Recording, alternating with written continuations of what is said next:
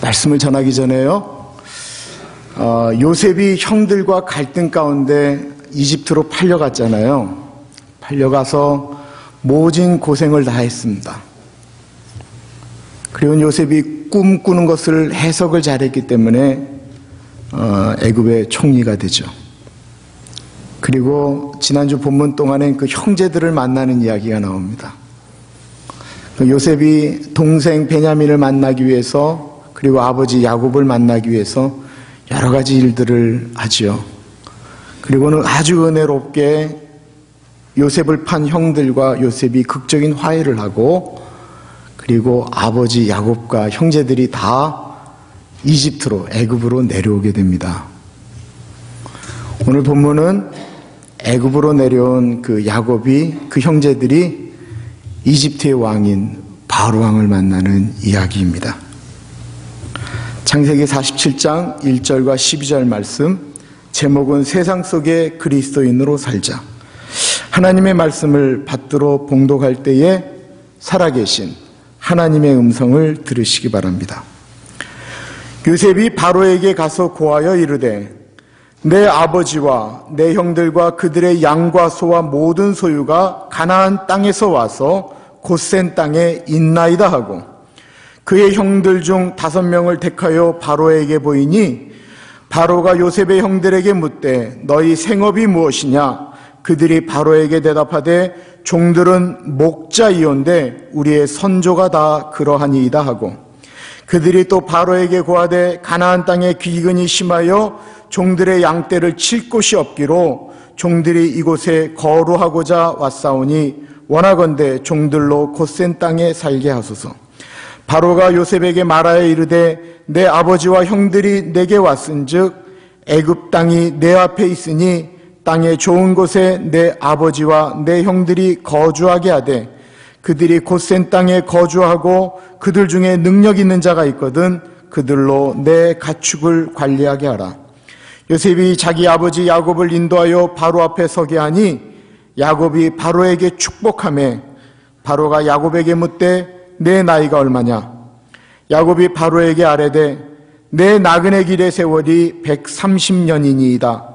내 나이가 얼마 못되니 우리 조상의 나그네 길의 연조에 미치지 못하나 험난한 세월을 보내었나이다 하고, 야곱이 바로에게 축복하고 그 앞에서 나오니라. 야곱이 바로의 명령대로 그의 아버지와 그의 형들에게 거주할 곳을 주되 야곱의 좋은 땅 라암셋을 그들에게 주어 소유로 삼게 하고, 또 그의 아버지와 그의 형들과 그의 아버지 온 집에 그 식구를 따라 먹을 것을 주어 봉양하였더라. 아멘.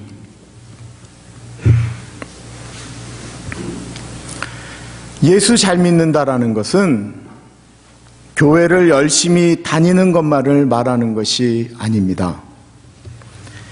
예수를 잘 믿는다라는 것은 세상 속에서, 한마디로 원수들이 살고 있는 곳에서 예수 믿는 사람으로 잘 사는 것을 의미하는 것입니다. 교인들은 오늘도 좋은 상사를 만나기를 기도하고 좋은 부하 직원을 만나기를 원합니다. 예수님은 어떠셨습니까? 예수님은 원수들이 사는 곳으로 내려오셨습니다. 예수님은 홀로 계시지 않으셨습니다. 예수님이 십자가를 지실 때에 십자가에 달리신 예수님 주변에는 온통 원수들만 있었습니다. 그 가운데서 십자가로 승리하신 예수님이 인류를 구원하실 수 있으셨던 것입니다. 나와 편한 사람들만과 같이 있으려고 하는 사람은 엄밀한 의미에서 능력 있는 그리스도인이 절대로 아닙니다. 그렇다고 예수 안 믿는 사람들과 동화되어 사는 것, 그래서 하나도 그리스도의 능력을 발휘할 수 없는 사람도 능력 없는 그리스도인입니다. 그런 분은 그냥 돈 버는 사람일 뿐입니다. 그렇다고 신앙을 지키기 위해서 사회에서 뛰쳐나오는 사람도 능력 있는 그리스도인이 아닙니다. 그리스도인은 믿지 않는 사람들 사이에서 영향력을 미치는 사람입니다. 그리고 그 힘을 얻는 것이 바로 교회이어야 합니다. 저는 교회의 능력이 다른 데 있다라고 생각하지 않습니다. 이 세상에서 능력 있는 그리스도인으로 살아갈 수 있도록 영적인 힘을 공급하는 곳이 교회라고 생각합니다. 오늘 본문에 야곱과 그의 자녀들은 하나님을 전혀 믿지 않는 나라 이집트로 들어가서 이집트의 왕 바로를 만나게 됩니다. 오늘 본문에서는 예수 믿는 사람들이 어떻게 살아가는 것이 능력 있는 모습인가를 우리에게 알려주고 있습니다. 1절과 2절을 보겠습니다. 요셉이 바로에게 가서 고하여 이르되 내 아버지와 내 형들과 그들의 양과 소와 모든 소유가 가나안 땅에서 와서 곧센 땅에 있나이다 하고 그들 형제 중 5명을 택하여 바로에게 보이니, 요셉은 형제들이 곧센이라는 땅에 머물기를 원했습니다. 왜 곧센 땅일까요? 창세기 46장에 보면 답을 찾을 수가 있습니다. 야곱이 유다를 요셉에게 미리 보내어 자기를 곧센으로 인도하게 하고 다 곧센 땅에 이르니, 여기에 보면 야곱이 아들 유다를 먼저 요셉에게 보내면서 나를 곧센으로 인도하여 거기서 만나자라고 했습니다. 사실 곧센 땅에 야곱과 형제들을 인도한 사람은 바로 요셉이었습니다. 곧센이라는 땅은 이집트의 국경 지역에 해당하는 곳입니다. 그래서 이집트 사람들이 잘 살지 않는 곳입니다. 그곳에 요셉은 그리고 야곱은 있기를 원했습니다. 왜 그랬을까요? 야곱은 자신들의 가족이 이집트에 와서 이집트 사람들과 결혼하고 그 사이에서 아이 낳고 사는 것을 원치 않았기 때문입니다. 이집트 문화에 빠져서 살기를 원치 않았기 때문에 그렇습니다. 야곱은 이집트의 풍요로움보다 하나님을 믿는 믿음을 더 중요하게 생각하였습니다. 그 아버지의 마음을 안 요셉도 그들이 곧센 땅에 살도록 바로에게 어떻게 말하면 될지 알려주었습니다. 요셉 또한 이집트에서 살면서 자신의 형제들이, 가족들이 이집트 문화에 빠져들어 살기를 원치 않았던 것입니다. 우리는 미국에 잘 살기 위해서 왔다라고 이야기를 합니다. 자식들 잘 되기를 위해서 왔다고 오셨다고 합니다. 이 잘 살기 위해서라는 말이 무슨 짓을 해서라도 잘 사는 것을 의미하지는 결코 않습니다. 그러나 요즘은 잘 산다라는 것은 돈을 마음껏 쓸 수 있는 정도를 이야기한다라고 생각을 합니다. 잘 산다라는 개념이 아니다라고 이야기하지만 사실은 돈과 많이 연결되어져 있습니다. 저는 미국의 시를 대표하는 시장의 월급이 그렇게 적은 것을 강석희 집사님을 통해서 알게 되었습니다. 적어도 보통 적은 것이 아니고 이 미국의 최저임금을 받는다라고 생각하면 맞습니다. 그런데 고생해서 시장이 되셨습니다. 월급으로 보면 미국에서 제일 적게 버는 직업입니다. 그런데 누가 그렇게 생각하겠습니까? 저는 강 집사님이 미국에서 참 잘 살았다라고 생각합니다. 여기서 잘 산다라는 것은 돈을 많이 벌어서 잘 살게 되었다라는 것이 아니고 이 세상에 영향력을 줄 수 있기 때문에 잘 살게 되었다라는 것입니다. 거기에 재정적인 것은 완전히 빠져 있습니다. 저는 우리 아이들이 돈을 잘 버는 것도 중요하지만 그것보다 더 중요한 것은 이 세상에 좋은 영향력을 미치면서 잘 사는 삶을 살기를 소원합니다. 다른 사람에게 좋은 영향력을 주는 것이 잘 사는 것이라고 정의하게 된다고 한다면 직장을 잡을 때도 사람을 만날 때도 내가 하는 일에 대해서 의미를 부여하는 것이 얼마나 중요한가를 생각하게 됩니다. 3절을 보면 바로가 요셉의 형들에게 묻되 너희의 생업이 무엇이냐? 그들이 바로에게 대답하되 종들은 목자이온데 우리의 선조가 다 그러하니이다 하고, 바로가 요셉의 형제들에게 물었습니다. 너희의 직업이 무엇이냐? 이 직업이 그 순간에 대단히 중요한 질문입니다. 바로에게 말을 잘하면 일생 편하게 살 수 있는 질문이었기 때문에 그렇습니다. 그런데 이들이 가지고 있었던 직업은 이집트 사람들이 제일 멸시하고 싫어하고 없이 여기는 양을 치는 목자였다라는 것입니다. 요셉은 지금 이집트에서 바로 왕 다음으로 높은 사람입니다. 이제는 이집트에서 출세하고 또 출세한 사람입니다. 그런 그의 형제들이 직업이 번듯하면 얼마나 좋겠습니까? 어제 본문에 보면 이집트 사람들은 목자를 가증히 여겼다라고 이야기했습니다. 천하게 여겼다라는 것입니다. 한마디로 질문을 던질 때 대답하기 참 부끄러운 질문이었던 것입니다. 그러면 가짜로 말을 할까요? 가문의 영광을 위해서 거짓말을 할까요? 저희 교회 요즘 갑자기 명문 집안가의 어른들이 나타나기 시작했습니다. 안동 김씨, 광산 김씨, 난 묻지도 않았어요. 본인이 안동 김씨라는 거예요. 우리 김욱진 전도사님께서. 모두 양반의 집안이에요. 참고로 광산 김씨로는 유명한 분이 김현진이 있어요. 본인의 가문이 아주 자랑스러워서 누군가 저에게 본이 무엇이냐라고 물었습니다.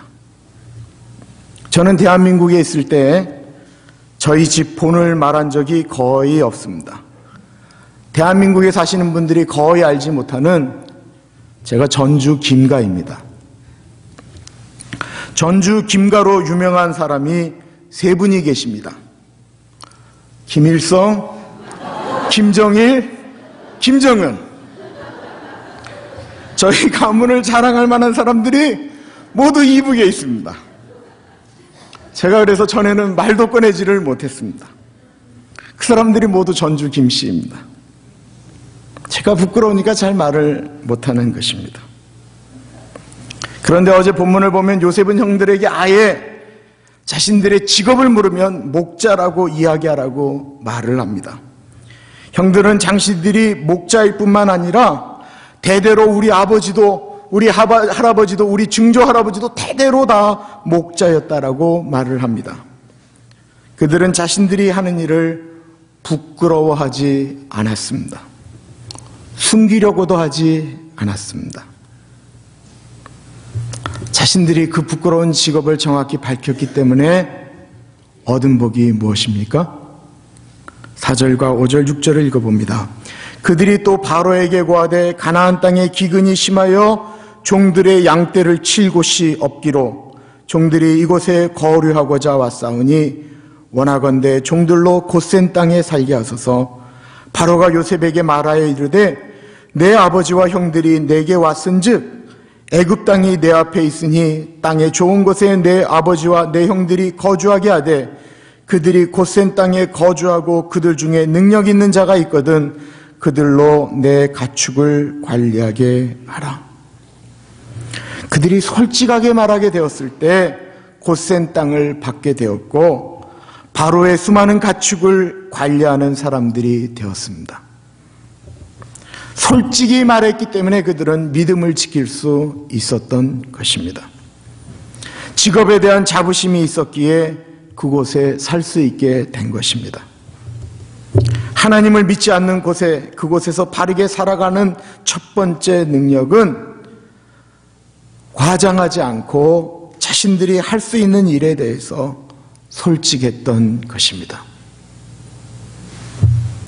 미국에 오셔서 본인이 하시는 일들이 마음에 드셔서 하는 일들이 얼마나 되셨겠습니까? 많은 여성분들이 처음에 웨이트레스 하셨잖아요. 세탁소 많이 하셨죠. 위험한 리코스타도 하셨습니다. 잔뜩 깎는 일 많이 하셨고 페인트, 청소, 운전하시는 일 지금도 많이들 하십니다. 모두 고단한 일들입니다. 쉽게 할 수 있는 일들이 절대로 아닙니다. 이민 오신 우리들의 어른들이 이 미국에서 할 수 있었던 일들 중에 대표적인 일들이었습니다. 성실한 한국 어른들이 하실 수 있는 일들이었고, 영어를 꼭 미국 사람처럼 못해도 할 수 있으셨던 일들이었습니다. 그것을 통해서 자녀들을 교육시켰고, 이 문화가 다른 곳에서 살 수가 있었습니다. 그 얼마나 소중한 일들입니까? 그 일이 부끄러운 일입니까? 절대로 아닙니다. 무엇과도 바꿀 수 없는 소중한, 감사한 일들입니다. 저희 집은 아버지가 목회하실 때 엄마가 돈이 없어서 염소를 키우셔서 그 염소젖을 짜서 학교에 보급을 하였습니다. 얼마나 고생하셨는지 말도 못합니다. 그 염소를 팔아버릴 때 그때의 장면이 지금도 저에겐 아주 생생합니다. 그리고 저희 엄마가 얼마나 고생하셨는지 기억이 납니다. 그것이 부끄러운 일일까요? 아닙니다. 저에게는 너무나도 자랑스러운 일입니다. 지금도 저희 어머니 생각하면 너무 감사하다라는 생각이 듭니다. 직업이 도둑질만 아니면 모두 다 소중한 일이다라고 믿습니다. 문제는 우리가 그 일에 어떻게 의미를 부여하면서 그 일을 하느냐라는 것입니다. 칼빈이 직업 소명설에 대해서 다음과 같이 말했습니다. 모든 직업에는 하나님의 거룩한 부름에 의한 거룩한 부르심이 있다라는 것입니다. 내가 하는 일은 힘들고 천한 일이 아니고 거룩한 일이다. 이것이 바로 청교도 프로테스탄트의 정신이었던 것입니다. 그러므로 제가 동의하지 않는 말이 있습니다. 세상 일 그만하고 하나님이라고 하는 말, 이런 엉터리 중에 엉터리인 말이 없습니다. 도대체 무엇이 하나님의 일입니까? 목사, 선교사가 하나님의 일입니까? 아닙니다. 우리가 하는 모든 일이 하나님의 일입니다. 그런데 사실 모두 하나님의 일이 아닐 수도 있습니다.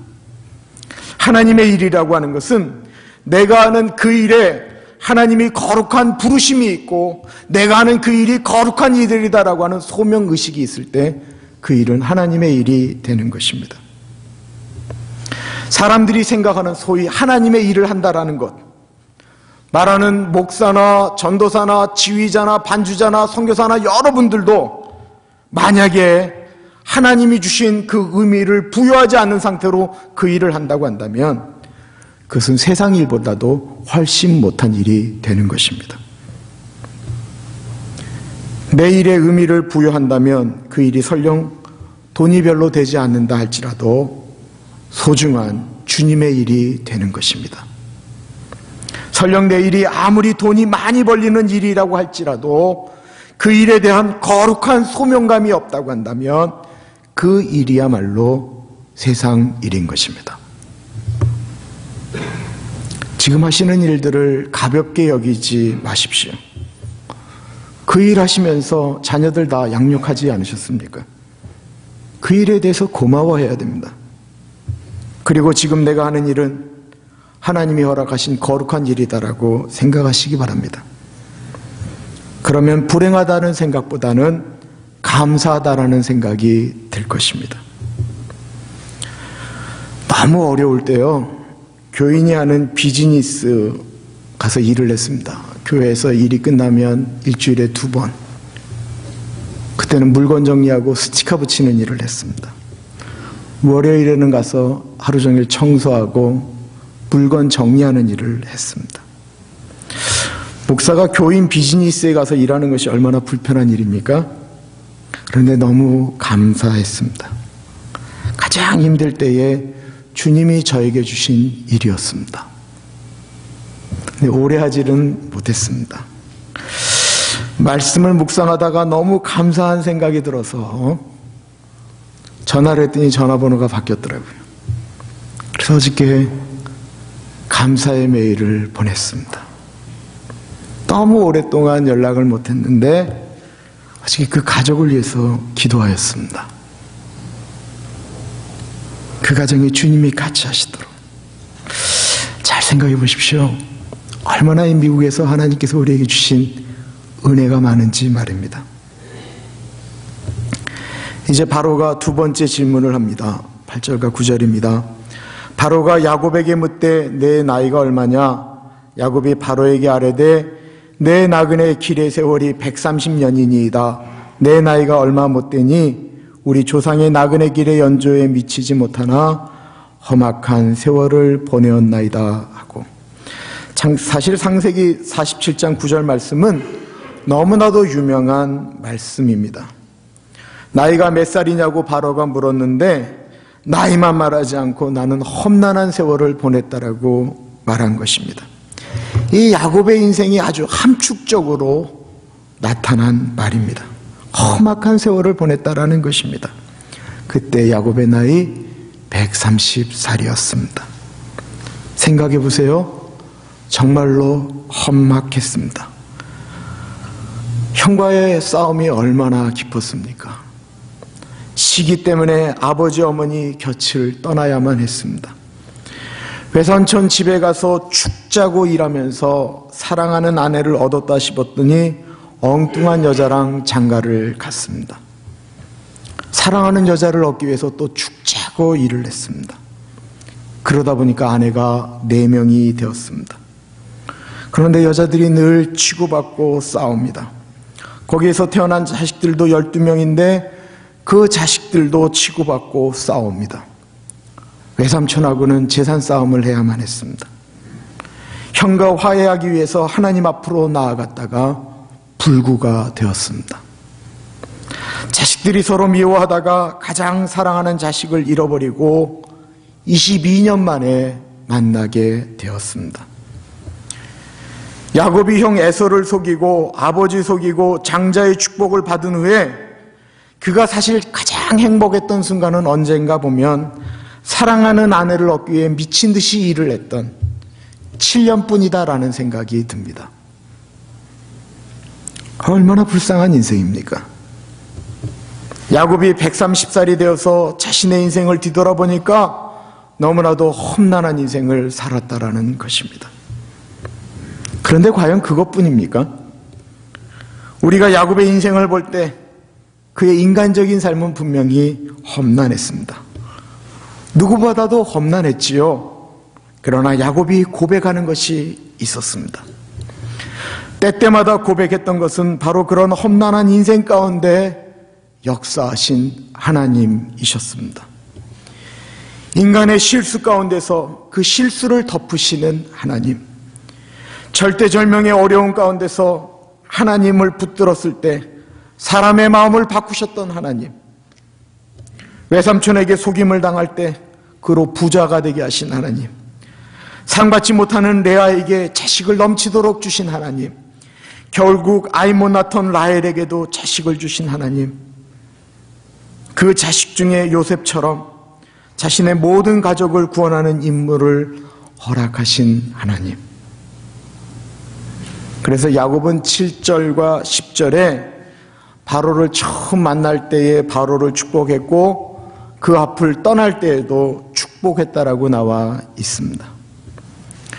험난한 세월을 산 사람이 세상에서 가장 부자인 바로에게 도대체 무엇을 축복할 수가 있겠습니까? 도대체 무슨 자신감으로 축복을 한다는 말입니까? 야곱에게는 바로에게 없는 한 가지가 있었습니다. 그것이 무엇입니까? 세상을 다 가진 바로가 없는 단 한 가지, 하나님이 야곱에게 있었다라는 것입니다. 아무리 부자라도 아무리 힘이 있어도 그것 때문에 바로는 야곱을 축복할 수가 없는 것입니다. 그에게는 다른 사람을 축복할 만한 능력이 없기 때문입니다. 그러나 험난한 세월을 보냈다 할지라도 야곱에게는 그 험난한 세월 가운데 역사하시는 하나님을 모셨습니다. 그래서 다른 사람을 축복할 수 있었던 것입니다. 하나님을 경험한 사람이, 그 하나님의 사랑을 경험한 사람만이 다른 사람을 위해서 기도해 줄 수 있다라는 것입니다.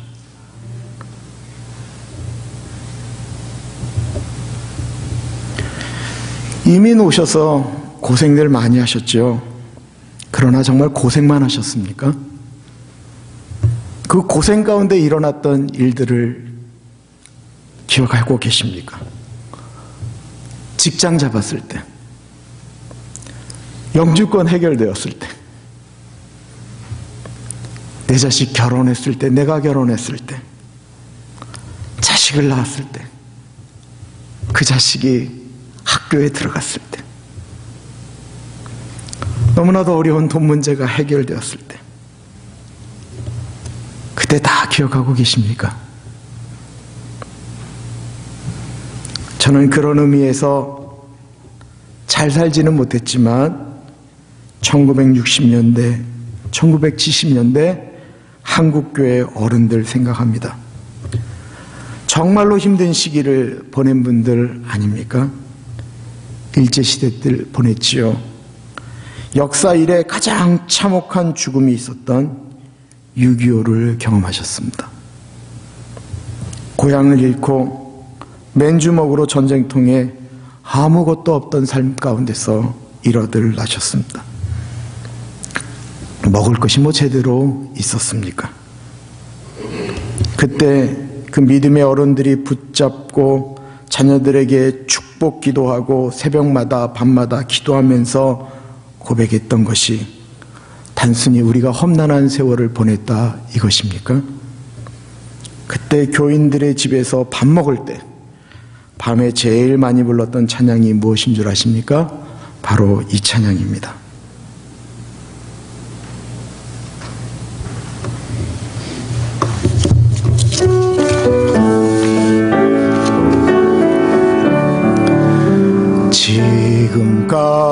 지금까지 지내온 것 주의 크신 은혜라. 한이 없는 주의 사랑 어찌 이루 말하랴. 자나깨나 주의 손이 항상 살펴주시고 모든 일을 주 안에서 형통하게 하시네. 몸도 마음도 연약하나 새 힘받아 살았네. 물 붓듯이 부으시는 주의 은혜 족하다. 사랑 없는 거리에나 험한 산길에 맬 때 주의 손을 굳게 잡고 찬송하며 가리라. 주님 다시 배울 날이 날로 다가와 무거운 짐 주께 맡겨 벗을 날도 멀잖네. 나를 위해 예비하신 고향 집에 돌아가 아버지의 품 안에서 영원토록 살리라. 1절만 다시. 지금까지 지내온 것 주의 크신 은혜라. 한이 없는 주의 사랑 어찌 이루 말하리. 자나깨나 주의 손이 항상 살펴주시고 모든 일을 주 안에서 형통하게 하시네. 아멘.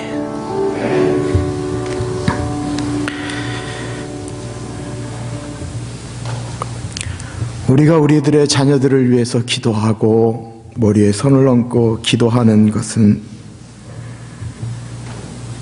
우리가 부자가 되고 돈이 많아서가 아니고 나를 지켜주시고 지금까지 인도하신 그 하나님이 너희도 분명히 지켜주실 것이다 라고 하는 믿음 가운데서 기도하는 것입니다. 이것이 우리 예수 믿는 사람이 세상 가운데서 살아가는 힘인 것입니다. 우리가 이 땅에서 나 혼자 잘 먹고 잘 사는 것이 아니고 예수 믿는 사람으로 다른 사람들에게 축복을 전하고 그들을 위해서 기도하고 선한 영향력을 미치는 우리 모두가 되기를 축원합니다. 기도하겠습니다.